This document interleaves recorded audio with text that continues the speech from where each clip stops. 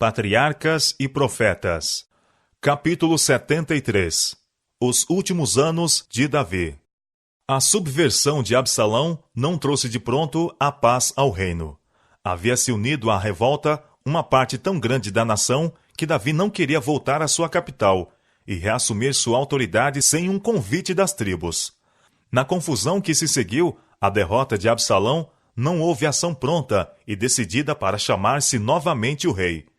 E quando finalmente Judá empreendeu fazer voltar a Davi, despertara-se a inveja de outras tribos, e seguiu-se uma contra-revolução.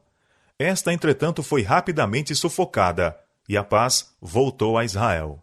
A história de Davi proporciona um dos mais impressionantes testemunhos que já foram dados quanto aos perigos que ameaçam a alma, provenientes do poderio, das riquezas e da honra do mundo. Coisas estas que são as mais avidamente desejadas entre os homens. Poucos já têm passado por uma experiência mais bem adaptada a prepará-los para suportarem tal prova.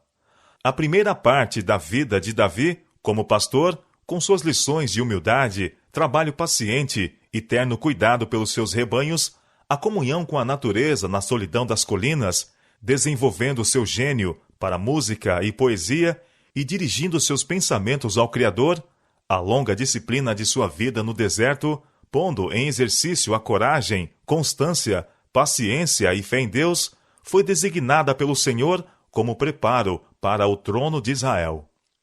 Davi gozara experiências preciosas do amor de Deus e fora ricamente dotado de seu espírito. Na história de Saul, vira a completa inutilidade da mera sabedoria humana, e todavia o êxito e a honra mundanos de tal maneira enfraquecera o caráter de Davi que ele foi repetidas vezes vencido pelo tentador. Relações com os povos pagãos determinara o desejo de seguir seus costumes nacionais e despertaram a ambição das grandezas mundanas. Como povo de Jeová, deveria Israel ser honrado, mas aumentando o orgulho e a confiança em si mesmos, os israelitas não estavam satisfeitos com esta distinção. Preocupavam-se de preferência com sua posição entre as outras nações. Tal espírito não poderia deixar de convidar à tentação. Com o objetivo de estender suas conquistas entre as nações estrangeiras, resolveu Davi aumentar seu exército, exigindo o trabalho militar de todos os que estivessem em idade conveniente. Para levar isto a efeito, tornou-se necessário fazer o censo da população. Foram o orgulho e a ambição que motivaram este ato do rei.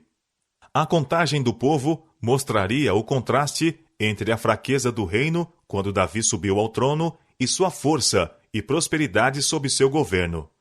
Isto teria a tendência de fomentar ainda mais a confiança em si mesmo, que já era grande, tanto do rei como do povo. Dizem as Escrituras: Então Satanás se levantou contra Israel, e incitou Davi a numerar Israel.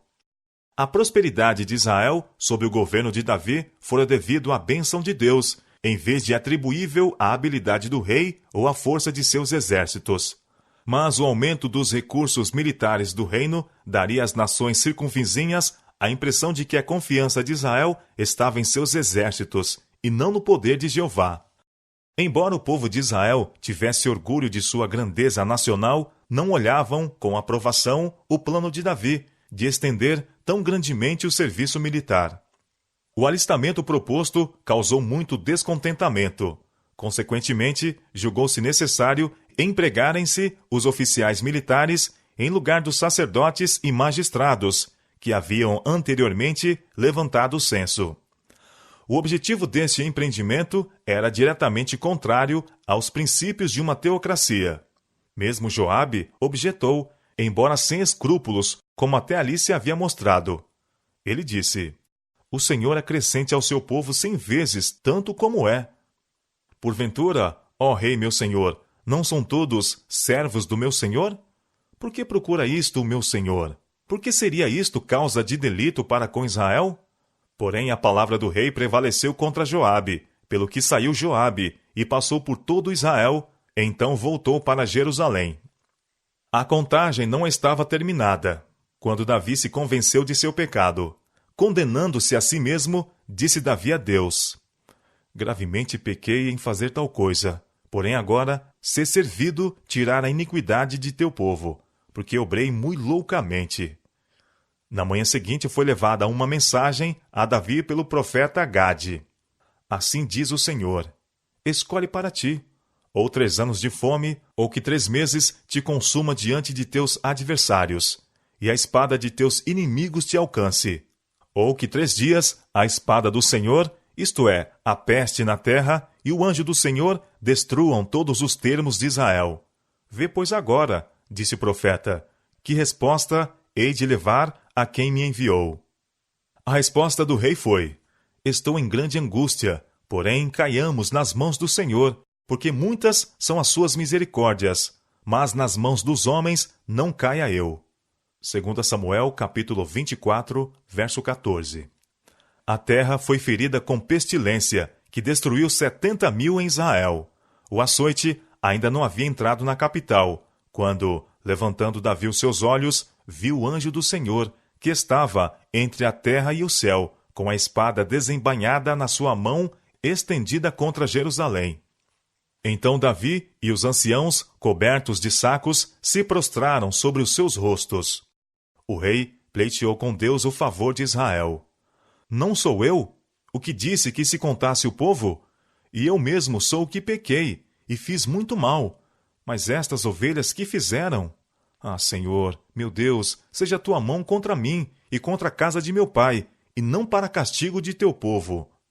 O levantamento do censo causara descontentamento entre o povo. Todavia, eles próprios tinham acariciado os mesmos pecados que determinaram a ação de Davi.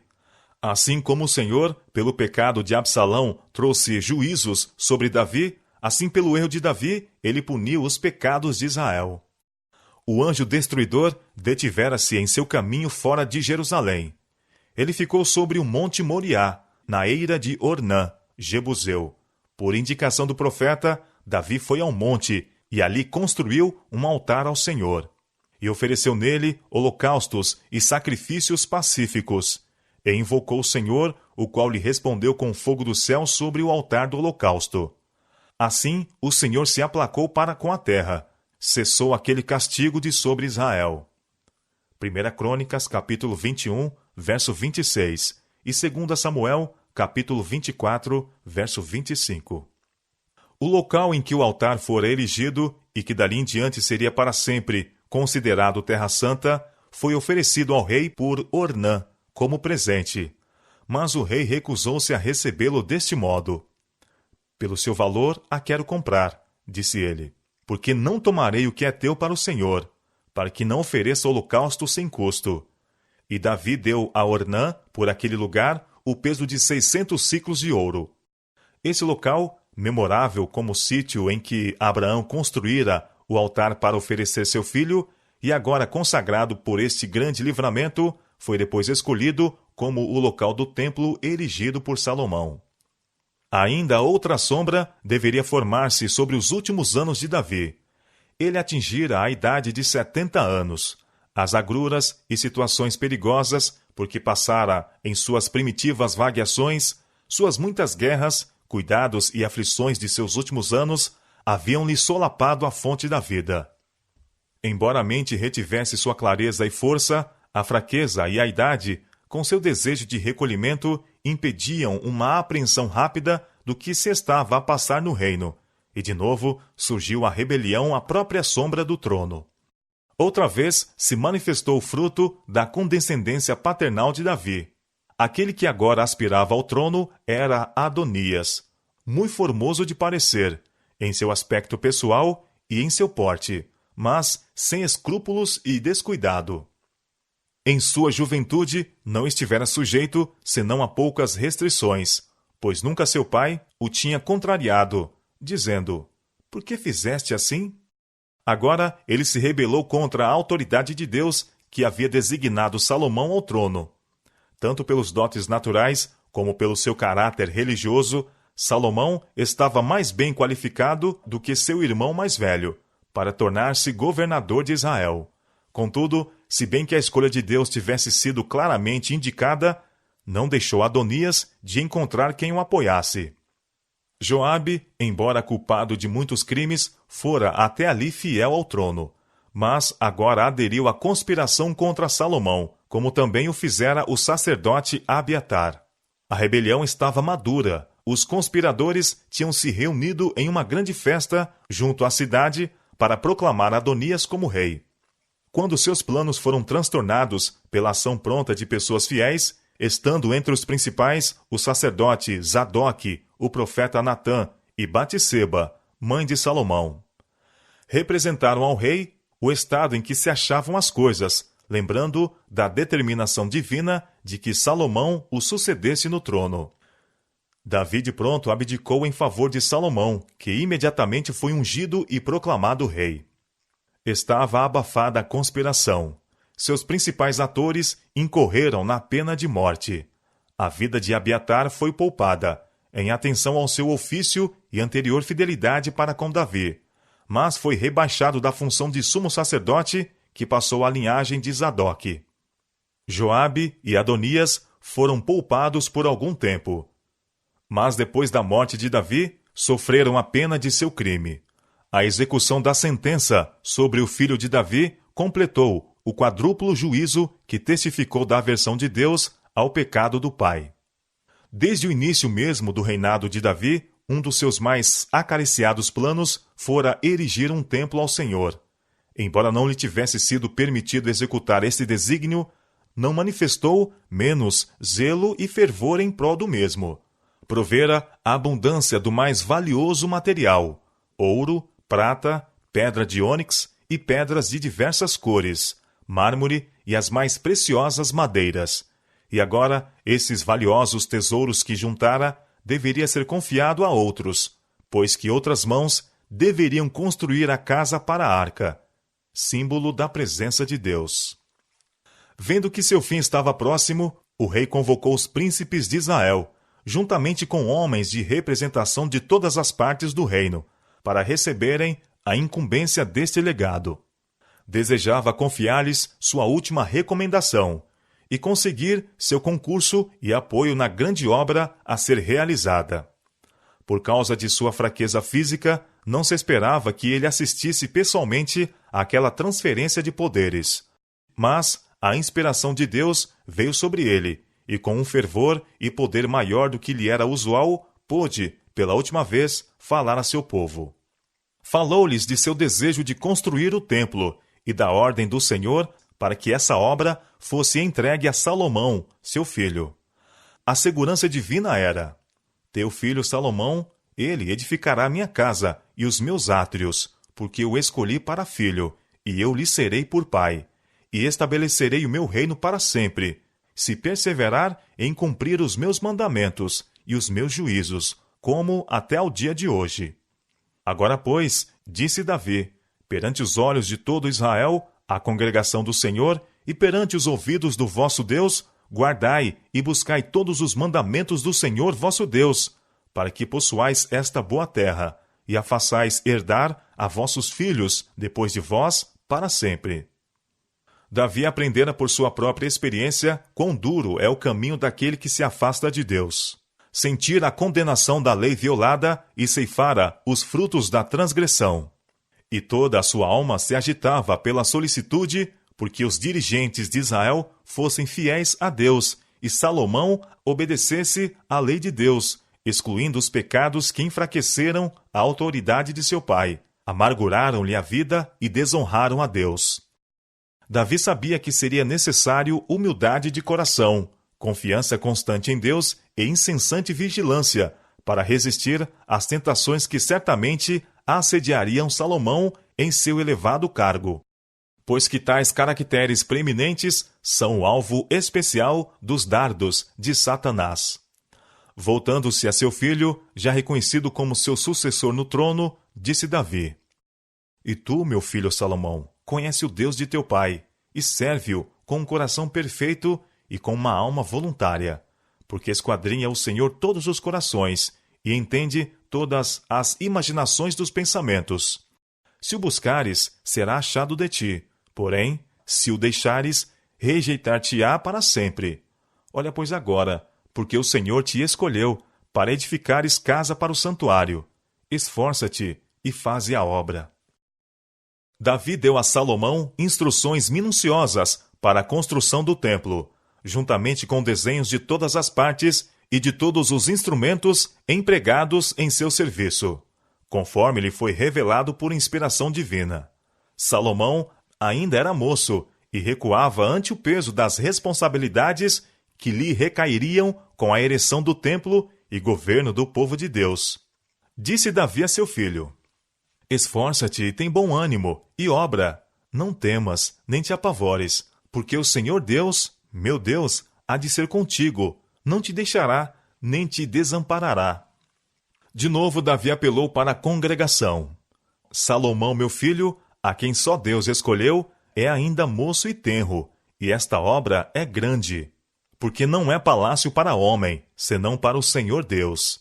Disse: Com todas as minhas forças já tenho preparado para a casa de meu Deus. E prosseguiu, enumerando os materiais que juntara. E ainda mais disse: E ainda, de minha própria vontade, para a casa de meu Deus, o ouro e a prata particular que tenho demais, eu dou para a casa do meu Deus, afora tudo quanto tenho preparado para a casa do santuário. 3.000 talentos de ouro, do ouro de Ofir, e 7.000 talentos de prata purificada, para cobrir as paredes das casas. Quem, pois, está disposto? Perguntou a multidão reunida, que trouxera suas dádivas liberais. Quem, pois, está disposto a encher a sua mão para oferecer hoje voluntariamente ao Senhor? Houve uma pronta resposta da Assembleia. Os chefes dos pais e os príncipes das tribos de Israel e os capitães dos milhares e das centenas, até os capitães da obra do rei, voluntariamente contribuíram e deram para o serviço da casa de Deus 5.000 talentos de ouro e 10.000 dracmas e 10.000 talentos de prata e 18.000 talentos de cobre e 100.000 talentos de ferro. E os que se acharam com pedras preciosas as deram para tesouro da casa do Senhor. O povo se alegrou do que deram voluntariamente, porque com coração perfeito voluntariamente deram ao Senhor. E também o rei Davi se alegrou com grande alegria. Pelo que Davi louvou ao Senhor perante os olhos de toda a congregação. E disse Davi: Bendito és tu, Senhor, Deus de nosso pai Israel, de eternidade em eternidade. Tua é, Senhor, a magnificência, e o poder, e a honra, e a vitória, e a majestade, porque teu é tudo que há nos céus e na terra. Teu é, Senhor, o reino, e tu te exaltaste sobre todos como chefe. E riquezas e glória vêm de diante de ti, e tu dominas sobre tudo, e na tua mão há força e poder, e na tua mão está o engrandecer e dar força a tudo. Agora, pois, ó Deus nosso, graças te damos e louvamos o nome da tua glória. Porque quem sou eu e quem é o meu povo, que tivéssemos poder para tão voluntariamente dar semelhantes coisas?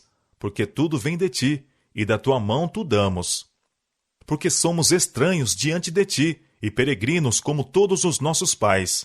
Como a sombra são os nossos dias sobre a terra, e não há outra esperança. Senhor, nosso Deus, toda esta abundância que preparamos para te edificar uma casa ao teu santo nome vem da tua mão, e toda é tua. E bem sei eu, Deus meu, que tu provas os corações, e que da sinceridade te agradas. Eu também, na sinceridade de meu coração, voluntariamente dei todas estas coisas, e agora vi com alegria que o teu povo, que se acha aqui, voluntariamente te deu. Senhor, Deus de nossos pais Abraão, Isaque, Israel, conserva isto para sempre no teu intento dos pensamentos do coração de teu povo. E encaminha o seu coração para ti. E a Salomão, meu filho, dá um coração perfeito para guardar os teus mandamentos, os teus testemunhos e os teus estatutos, e para fazer tudo e para edificar este palácio que tenho preparado. Então disse Davi a toda a congregação: Agora louvai ao Senhor vosso Deus. Então toda a congregação louvou ao Senhor Deus de seus pais, e inclinaram-se e prostraram-se perante o Senhor. Com mais profundo interesse, o rei havia reunido o precioso material para a construção e embelezamento do templo. tinha composto as gloriosas antífonas que nos anos posteriores ecoariam através de seus pátios. Agora, seu coração se alegrava em Deus ao corresponderem tão nobremente ao seu apelo os chefes dentre os pais e os príncipes de Israel, e oferecendo-se eles para a importante obra que tinham diante de si. E dando eles o seu serviço, ficaram dispostos a fazer mais, e avolumaram as ofertas, dando de suas próprias posses a tesouraria.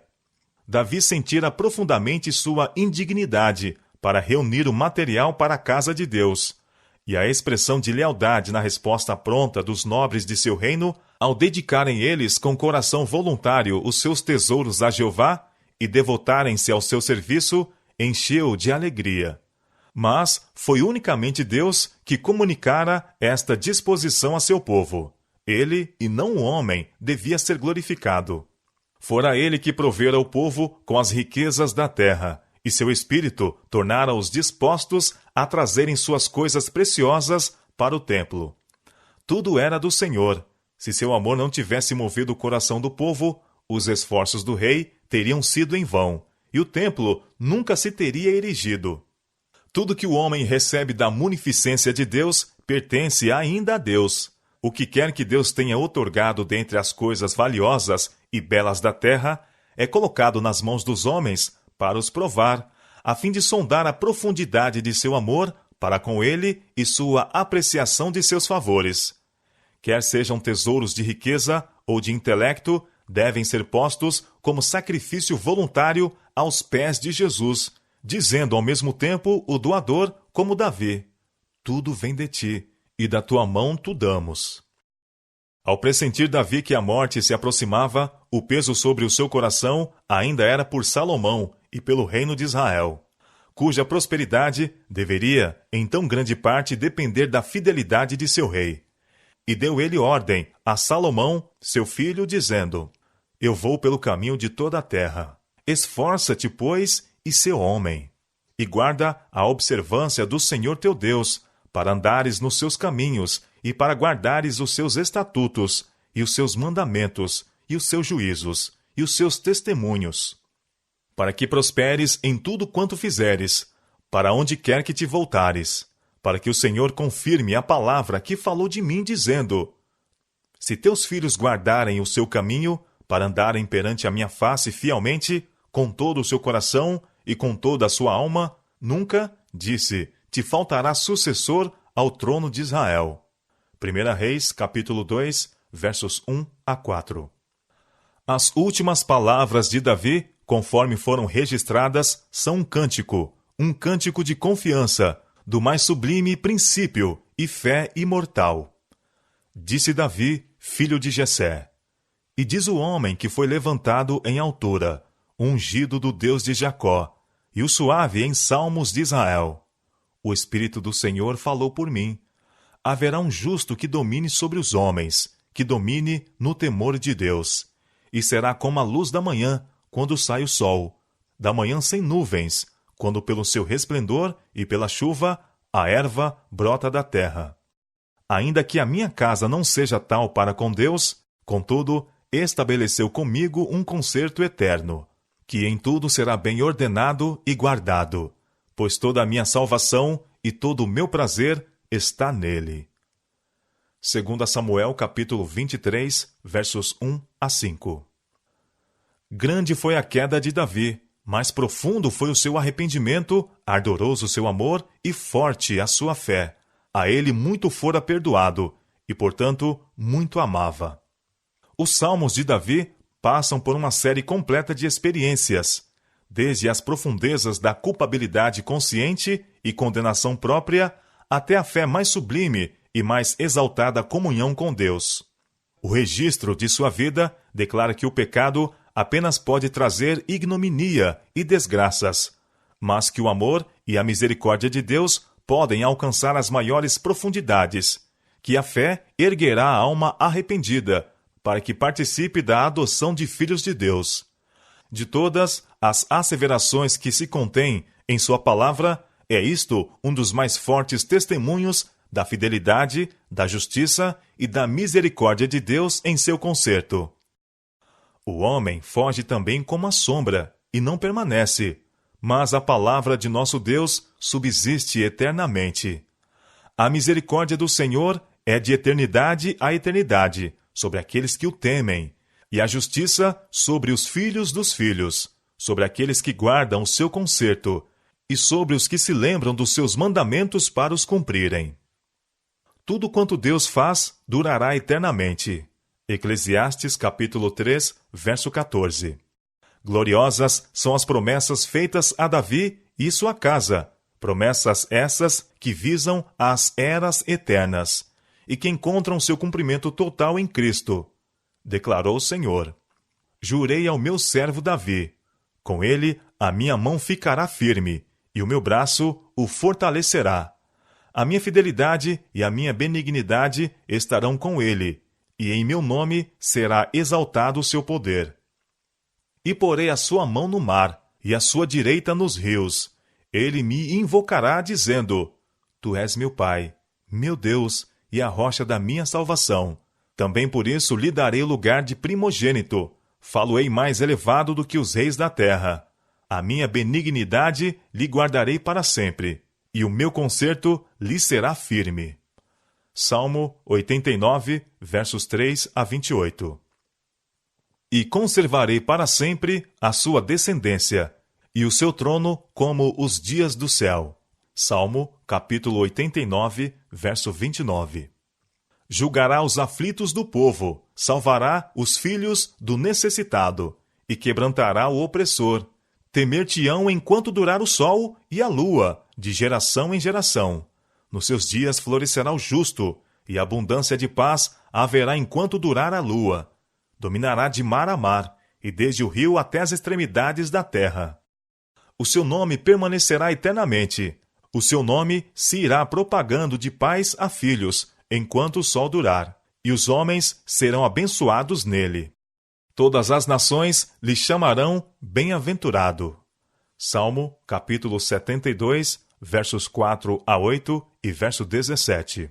Porque um menino nos nasceu, um filho se nos deu, e o principado está sobre os seus ombros, e o seu nome será Maravilhoso, Conselheiro, Deus Forte, Pai da Eternidade, Príncipe da Paz.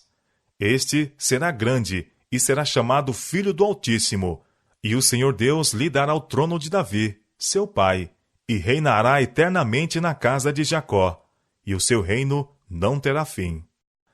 Isaías capítulo 9, verso 6, e São Lucas capítulo 1, versos 32 e 33.